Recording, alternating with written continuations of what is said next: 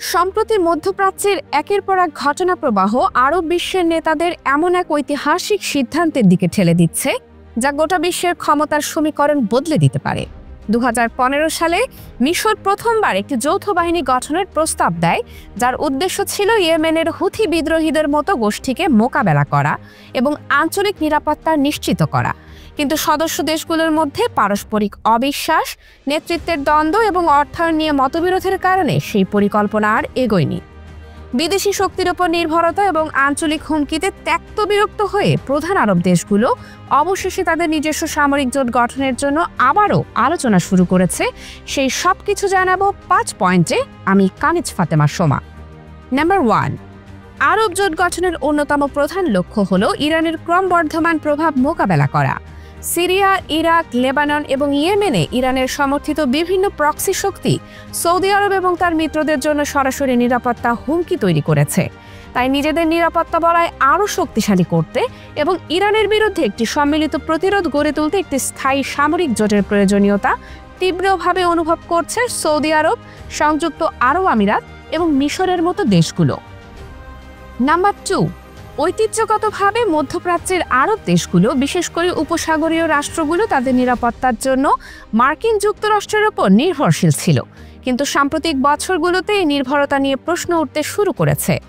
অনেক আরব নেতা এখন মনে করছেন যে যুদ্ধ মুহূর্তে মার্কিন যুক্তরাষ্ট্র তাদের স্বার্থ রক্ষা করতে ব্যর্থ হতে পারে। সেপ্টেম্বরে কাতারের দোহায় হামাস নেতাদের লক্ষ্য করে ইসরায়েলের চালানো বিমান হামলা এই ধারণাকে আরও শক্তিশালী করেছে।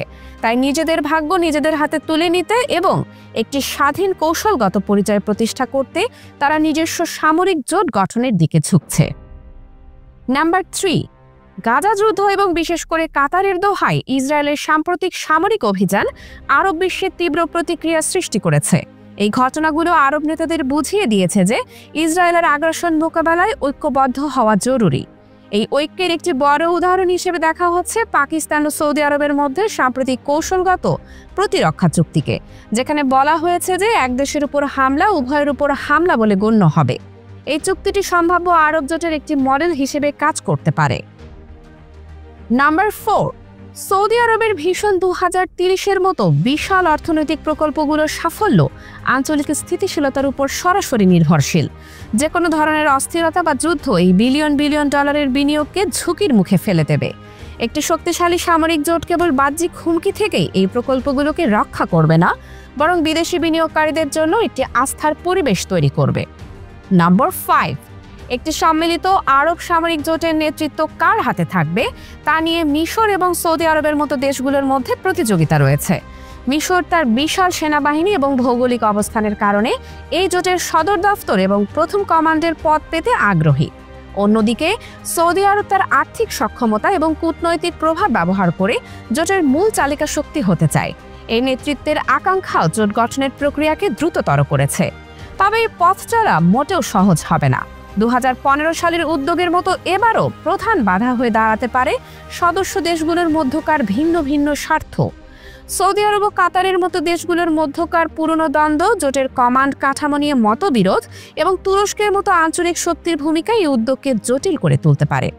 কিন্তু যদি এই জোট সফলভাবে গঠিত হয় তবে এটি বিশ্বজুড়ে ক্ষমতার ভারসাম্যে বড় ধরনের পরিবর্তন আনতে পারে। মধ্যপ্রাচ্যে মার্কিন যুক্তরাষ্ট্রের প্রভাব কমতে পারে, যা রাশিয়া এবং চীনের মতো দেশগুলোর জন্য নতুন সুযোগ তৈরি করতে পারে। এটি ইসরায়েলের জন্য একটি নতুন এবং শক্তিশালী প্রতিপক্ষ তৈরি করবে, যা এই অঞ্চলের নিরাপত্তা সমীকরণকে আরও জটিল করে তুলবে।